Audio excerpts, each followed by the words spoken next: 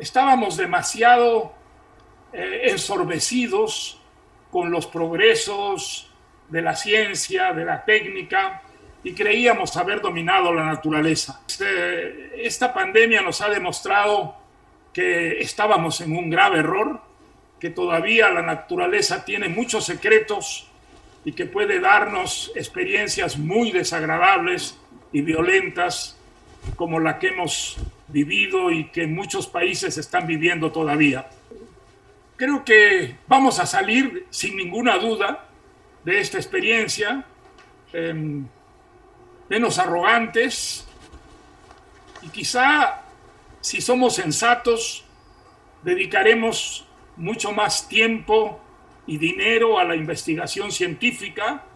a ver si podemos eliminar o disminuir experiencias como la que el mundo está viviendo y algunos países comienzan a salir de ella. Esta experiencia ha dado a los gobiernos una fuerza extraordinaria y muchos hemos consentido a que los gobiernos alcancen esta fuerza porque pensábamos que era la mejor manera de combatir a la pandemia, una plaga que, como ustedes saben, no tiene todavía vacunas y de la que se conoce aún muy poco. Esto conlleva, por supuesto, muchos riesgos, y unos riesgos que tienen que ver con la democracia y tienen que ver con las libertades públicas, tienen que ver con la libertad de expresión. Todo eso se ha visto en cierta forma restringido por esos suprapoderes que hemos otorgado a los gobiernos,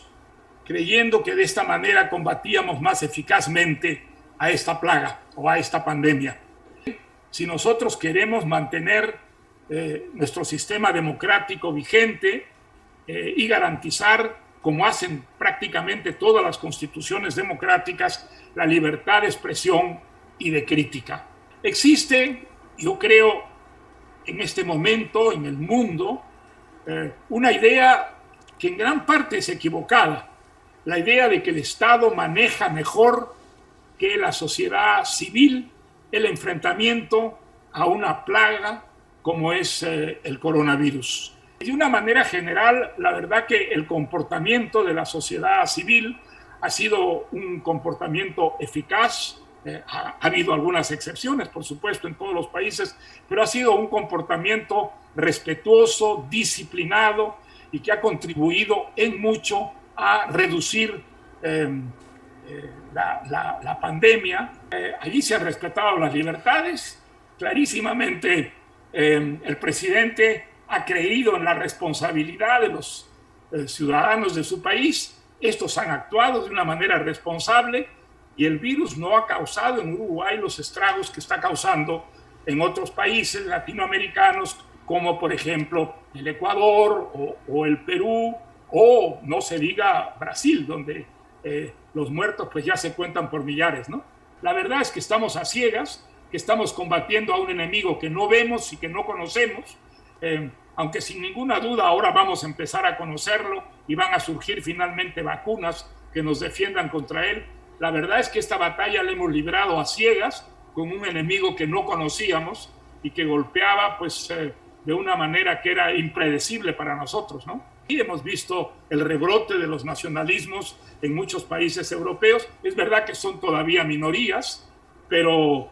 desde luego que el nacionalismo es el gran enemigo de la construcción europea. Yo creo que los países europeos son conscientes, bueno, hasta el Brexit británico, de que si no se unen, de que si no se construye esta Europa, la presencia europea será mínima, insignificante, en un futuro en el que podrían repartirse el protagonismo en el planeta, pues Estados Unidos y China, digamos. Creo que sería muy triste que la Europa, donde en cierta forma nació la cultura democrática, esa de cultura democrática que es hoy día patrimonio del mundo entero, por supuesto, no tenga una presencia visible y que forme parte de una competencia con los líderes mundiales. Yo creo que esta idea todavía tiene mayorías en Europa, pero sin ninguna duda se enfrenta a muchos problemas, el mayor de los cuales ha sido sin ninguna duda el Brexit británico. Creo que la ausencia de Gran Bretaña dentro de la construcción europea es quizá lo más grave que le ha ocurrido a este proyecto, que a mí me parece absolutamente indispensable para asegurar un futuro democrático a la humanidad. Yo te diré que Thomas Mann es uno de los autores que más admiro yo. Tenía esa virtud que es rara de poder escribir grandes novelas y al mismo tiempo pequeñas obras maestras, como es La muerte en Venecia, que es una novela muy corta, casi un cuento largo, ¿no? Un cuento largo. Está maravillosamente bien escrito dentro de ese contexto que es Venecia, viviendo pues una plaga terrible que va devastando la ciudad y acabando con todos los personajes de la historia, ¿no? Pues quién me iba a decir en esa época que con el paso de los años el que se iba a quedar cada vez más lejos de mis simpatías y de mi admiración era Sartre, y que al contrario ese espacio lo iba a ocupar cada vez más Borges. Mira, yo creo que vamos a salir menos arrogantes, más convencidos de que la naturaleza tiene todavía muchísimos secretos que debemos arrancarle, y vamos a salir sobre todo mucho más pobres, porque la catástrofe económica que esto va a significar es difícil de medirla todavía, pero creo que va a ser gigantesca, que va a ser enorme y que sobre todo va a golpear a los países que estaban luchando contra el subdesarrollo. Creo que nosotros vamos a perder muchos años, que vamos a salir mucho más empobrecidos y ojalá no tenga esto consecuencias políticas catastróficas, es decir, no nos vuelva a traer dictaduras, no nos vuelva a traer desconfianza y rechazo del sistema democrático, del sistema liberal, que es realmente el único que puede sacarnos de la pobreza, como ha quedado demostrado, creo, en nuestro tiempo, una vez más, tanto como en el pasado, ¿no? Creo que esta pandemia ha mostrado las grandes limitaciones que tiene un progreso como el chino, un progreso que permite en el campo económico una economía de tipo capitalista, una economía de mercado, pero que luego en el campo político mantiene el autoritarismo, mantiene el partido único, mantiene, digamos, una gran rigidez de maneras, de costumbres, de leyes en las que prácticamente la disidencia no está permitida y desde luego tampoco la libertad de expresión. Hasta ahora es misterioso lo ocurrido en China.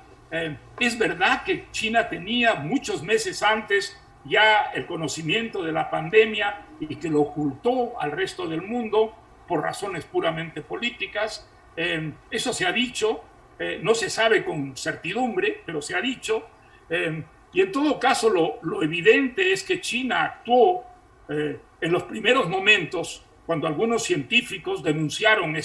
la presencia de este virus, de una manera muy poco democrática. Lo que se consideraba el modelo chino va a tener que ser muy revisado por los países que quieren tener un futuro no solamente de progreso, de civilización, sino también libre y democrático.